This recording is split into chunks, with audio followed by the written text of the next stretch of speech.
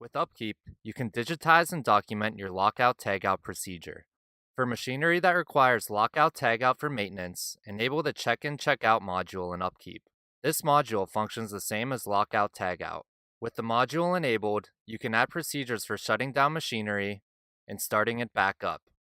Before technicians perform maintenance, they can move through the lockout tagout procedure with UpKeep's mobile app.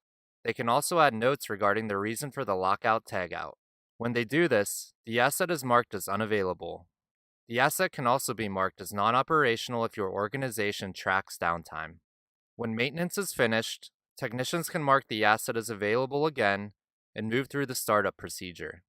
Activity related to the current lockout tagout and all previous lockout tagouts are documented in the Assets Update section.